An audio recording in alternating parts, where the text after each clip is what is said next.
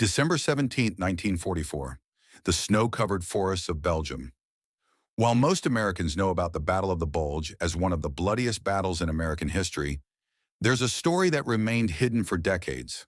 A story of 11 black soldiers who were tortured and murdered by the SS, not in some remote concentration camp, but on the front lines of the war. This is the story of the Wereth 11, and for over 50 years, almost nobody talked about it. To understand what happened at Wereth, we need to go back a few days earlier, December 16, 1944. Hitler launches Operation Watch on the Rhine, what we call the Battle of the Bulge. It's Germany's last major offensive of the war, a desperate gamble to split the Allied forces and capture the vital port of Antwerp. 250,000 German troops smash into the Allied lines in the Ardennes forest. The attack catches the Americans completely off guard. Within hours, chaos erupts across the front. Among the units hit hardest is the 333rd Field Artillery Battalion. Now here's something crucial to understand. This was a segregated unit. These were black soldiers in an army that still separated them based on skin color.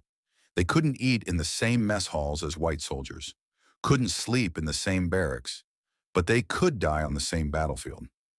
The 333rd was positioned near the town of Schönberg when the German onslaught began. They weren't infantry, they were artillerymen, trained to fire howitzers from behind the lines, not to engage in close combat. But now enemy tanks were rolling straight toward them.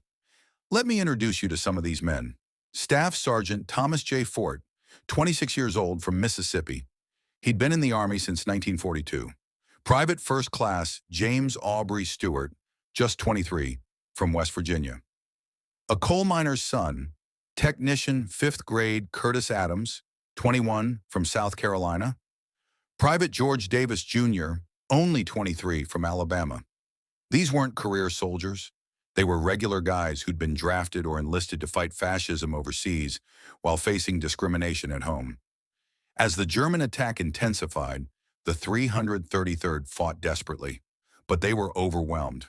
Their commanding officers gave the order, destroy the equipment and scatter. Try to reach American lines however you can. 11 men from Service Battery ended up together. They fled south through the frozen forest, trying to avoid German patrols. For hours they moved through the snow, cold, exhausted, lost. Finally they saw a village, Wereth, Belgium, just a tiny farming community. Maybe they could find food, shelter, or friendly faces. Around 3 p.m. on December 17th, the 11 soldiers knocked on the door of Matthias Langer, a Belgian farmer. Now Langer was in an impossible position. The Germans had occupied Belgium for 4 years. They'd just retaken this area. Helping American soldiers meant death for him and his family. But these men were desperate, freezing, and asking for help. Langer let them in, gave them food, let them warm themselves by the fire. But here's the tragedy. Someone saw them. Someone in Wereth informed the Germans that American soldiers were hiding at Langer's farm. Within hours, troops from the 1st SS Panzer Division arrived. This wasn't regular German army. This was the SS, the elite Nazi military force responsible for countless war crimes throughout the war. The 11 soldiers surrendered. They were unarmed, cold, and outnumbered. According to the laws of war, they should have been taken as prisoners. That's not what happened. Content warning, graphic violence. The SS marched the 11 men to a nearby field. What happened next wasn't combat. It wasn't the fog of war. It was deliberate, systematic murder. When American forces recaptured Wereth weeks later, they found the bodies. The condition of those bodies told a horrific story. Fingers had been cut off. Legs had been bayoneted repeatedly. Rifle butts had been used to smash bones. Several men had been shot in the head at close range after being tortured. One soldier's eyes had been gouged out. The military report described injuries far beyond those that would have been sustained in combat. This was torture. This was a war crime. And here's what makes it even more sinister. The 1st SS Panzer Division had a history. This same unit had committed the Malmedy Massacre just 1 day earlier, murdering 84 American prisoners of war. But those victims at Malmedy were white soldiers.